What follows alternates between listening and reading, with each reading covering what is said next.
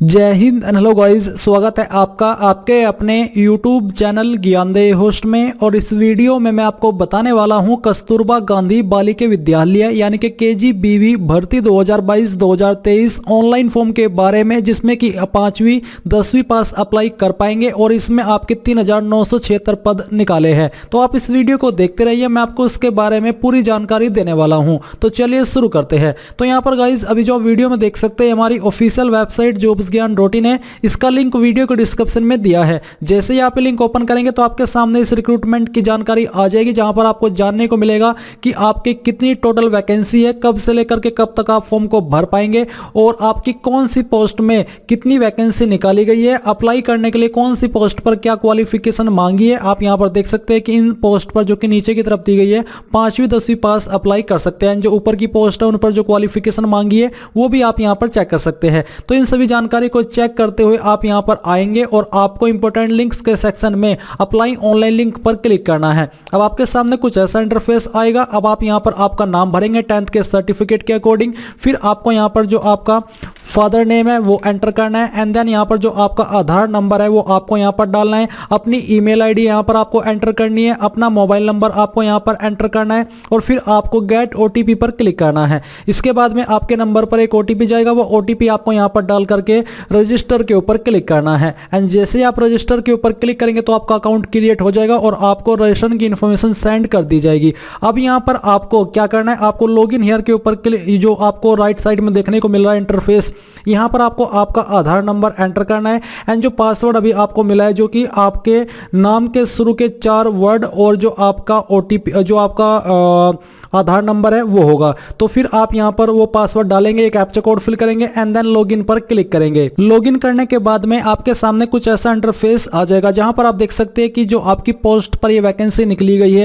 गई है वो यहां पर दी गई है। तो आपको जिस भी पोस्ट पर अप्लाई करना है उसी के सामने आप अप्लाई पर क्लिक करेंगे। अप्लाई पर क्लिक करने के बाद में आपके सामने कुछ ऐसा इंटरफेस आएगा जहां पर आपकी रजिस्ट्रेशन की इंफॉर्मेशन दी गई है। अब यहां पर आप कोई जानकारी अगर एडिट करना चाहते हैं वो कर सकते हैं। जैसे कि यहां पर मदर्स नेम है तो मैं यहां पर मदर्स नेम एंटर करता हूं। फिर यहां पर आपको आपकी जो नेशनलिटी है वो बतानी है, बेसिकली इंडियन रहेगी एंड डोमिसाइल ऑफ बिहार ये आपका यस ही रहेगा। इसका मतलब ये होता है कि इसमें बिहार के कैंडिडेट ही अप्लाई कर पाएंगे। जेंडर इसमें फीमेल है, जो कि जो पोस्ट मैंने सिलेक्ट की है इस पर फीमेल अप्लाई कर सकते हैं क्योंकि फीमेल के लिए यहां पर जो जेंडर का ऑप्शन है वो दिया गया है। एंड देन यहां पर आता है आपका मैरिटल स्टेटस, तो आपको बताना है कि मैरिड हो या अनमैरिड हो। जो भी आपका स्टेटस है वो आप यहां पर सिलेक्ट कर लीजिएगा।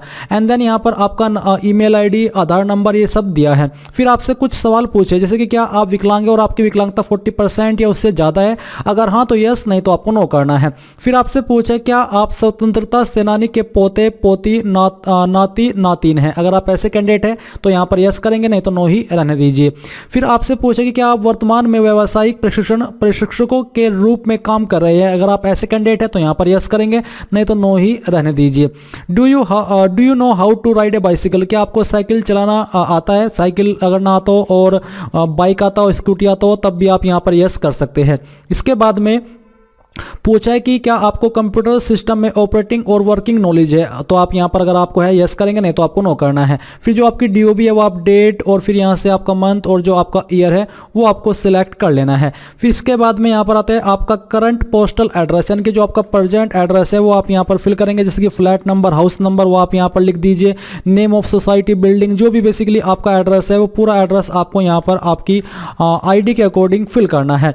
एंड देन यहां पर स्टेट आपकी बिहार रहेगी, सिटी आप यहां से आपकी सिलेक्ट कर लेंगे और फिर जो आपका पिन कोड है वो भी आप यहां पर डाल देंगे। एंड देन इस तरफ है आपका परमानेंट एड्रेस, अगर आपका करंट एड्रेस और परमानेंट एड्रेस सेम है तो आप यहां पर टिक कर देंगे।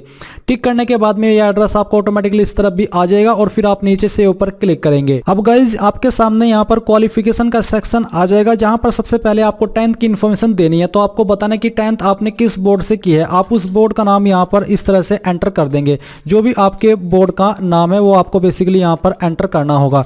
एंड देन यहां पर आप देखेंगे नेम ऑफ डिग्री, तो बेसिकली आप यहां पर 10th ही लिख देंगे क्योंकि इस पे 10th ही एप्लीकेबल होता है। अगर 10th नहीं लिखा जा रहा तो आप SSC लिख दीजिए। फिर आपको यहां पर सब्जेक्ट के अंदर ऑल सब्जेक्ट लिखना है क्योंकि ये जो सेक्शन है ये बेसिकली 10th के ऊपर एप्लीकेबल नहीं होता है, तो ये जो हायर क्वालिफिकेशन है उसके ऊपर एप्लीकेबल होता है।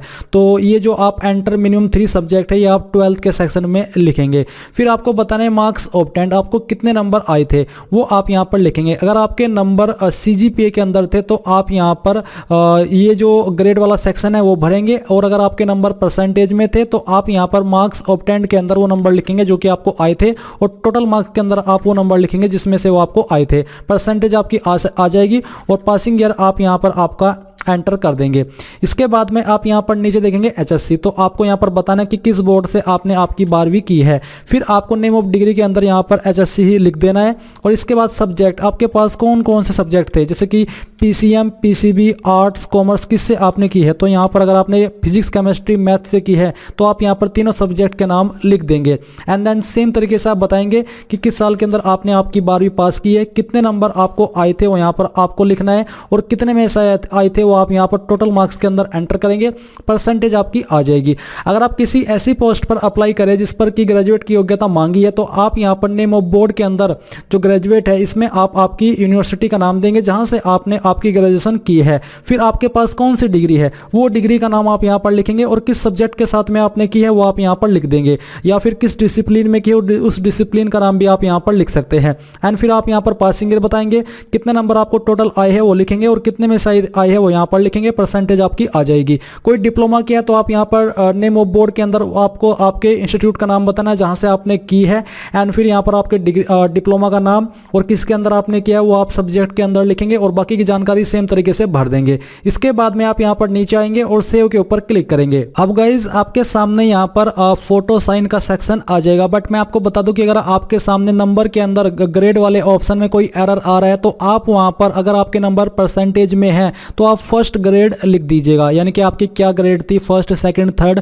वो आप लिख दीजिएगा। इसके बाद में यहाँ पर आपको अब फोटो साइन अपलोड करना है। फोटो की जो रिक्वायरमेंट है वो क्या क्या है उसके बारे में आपको यहाँ पर दिया है। आप इनके अकॉर्डिंग अपना फोटो अपलोड करेंगे। तो आपके फोटो का साइज 50 से 100 KB के बीच में, और जो फॉर्मेट है वो JPG इनका रहना चाहिए। सिग्नेचर का साइज 20 से 100 KB के बीच में रखा है। तो आप यहाँ पर करेंगे क्या, आप यहाँ पर जो आपको सैंपल फोटो तो दिया ही है, अब आप यहाँ पर अपलोड के ऊपर क्लिक करेंगे, और जहां पर भी आपकी फोटो की फाइल है दिए गए इंस्ट्रक्शंस के अकॉर्डिंग वो फोटो आपको यहां पर अपलोड करना है। तो चलिए मैं आपको एक रैंडम इमेज यहां पर अपलोड करके दिखाता हूं। हम यहां पर आते हैं, इस इमेज को सिलेक्ट करता हूं, यहां से ओपन करता हूं तो आपकी फाइल इस तरह से यहां पर आ जाएगी। इसके बाद में आप यहां पर आपका जो सिग्नेचर है वो अपलोड करेंगे। सेम तरीके से आप यहां पर फाइल सेलेक्ट करें, जहां पर आपका सिग्नेचर है वो सिलेक्ट करें और यहां से ओपन कर ले, तो आपकी जो सिग्नेचर की फाइल है वो आ जाएगी। इसके बाद में गाइज आप यहां पर देखेंगे अपलोड डॉक्यूमेंट्स, तो आपको यहां पर वो सभी डॉक्यूमेंट्स की लिस्ट दी गई है जो कि आपको अपलोड करने हैं। इनमें से जो डॉक्यूमेंट्स आपके ऊपर लागू है वही आप अपलोड करेंगे। जैसे कि सबसे पहले कास्ट कैटेगरी,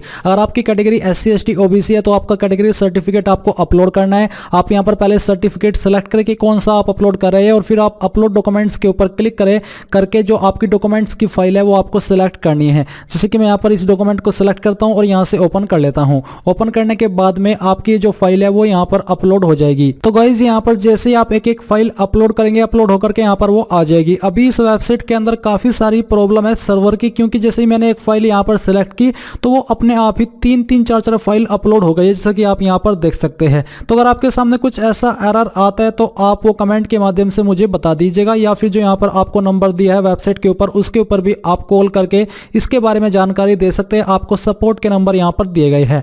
एंड जैसे आप एक एक करके इन सभी डॉक्यूमेंट को अपलोड कर ले जो कि आपके ऊपर लागू है, तो उसके बाद में आप यहाँ पर आगे जो आपके सामने डिस्ट्रिक्ट एंड ब्लॉक सेक्शन है इसके ऊपर क्लिक करेंगे। तो अब आपको यहाँ पर आपकी जो डिस्ट्रिक्ट है जिसको आपको प्रेफरेंस देनी है वो आप सिलेक्ट कर लीजिए। इसके बाद में यहाँ पर आपकी कैटेगरी है जो दी गई है, जिनके लिए वैकेंसी है वो यहाँ पर दी गई है, तो आप इनको सिलेक्ट कर लेंगे। तो आप कौन से ब्लॉक को प्रेफरेंस देना चाहते हैं, जैसे कि आप इसको फर्स्ट देना चाहते हैं आप यहाँ पर टिक करेंगे, इसको आप सेकंड देना चाहते हैं, इसको आप थर्ड और इसको आप फोर्थ, इस तरह से आप इनको प्रेफरेंसेस के रूप में दे दीजिए। फिर आप यहाँ पर इनके ऊपर टिक कर दीजिए। तो यहाँ पर जो यहाँ पर आपको डिक्लेरेशन बोला है आप इनके ऊपर टिक करेंगे एंड देन सेव पर क्लिक करेंगे। सेव पर क्लिक करने के बाद में आपके सामने यहाँ पर आपके फॉर्म का प्रीव्यू आ चुका है। आपने जितनी भी जानकारी भरी है आप यहाँ पर इन सभी को वेरीफाई कर पाएंगे, चेक कर पाएंगे। एंड जैसे ही आपको लगे कि सभी जानकारी जानकारी सही है तो आप यहाँ पर प्रिंट फॉर्म के ऊपर क्लिक करेंगे। इसके ऊपर क्लिक करने के बाद आप देखेंगे कि जो आपका एप्लीकेशन फॉर्म है वो सबमिट हो चुका है और आप यहाँ पर प्रिंट दिस पेज के ऊपर क्लिक करके इसको प्रिंट कर लीजिए। अगर आपके पास अभी प्रिंटर मौजूद नहीं है